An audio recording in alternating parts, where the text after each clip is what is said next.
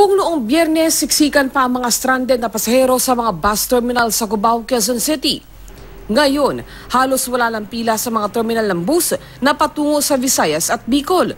Tulad na lamang sa Bicol Isarog bus line na kagabi pa ay bumiyahe na patungo ng Masbate at Catanduanes. Pinayagan na kasing makapaglayag ang mga roro matapos na humina ang bagyong Usman at maging low pressure area na lamang. Opo. Nakatawid na kasi wala nang bagyo. Diretso na po. Masbate. Tuloy na yung barko. Sa Araneta Center Bus Station, tuloy-tuloy ang biyahe ng mga bus patungo ng Samar, Iloilo at Masbate. Kaya naman ang mga pasahero na Huwebes pa stranded, nakakangiti na dahil baka makaabot pa raw sila ng bagong taon sa probinsya. Gaya ni Lilia Baluyot. Baka makaabot kami ng bagong taon sa Samar. Siyempre masaya.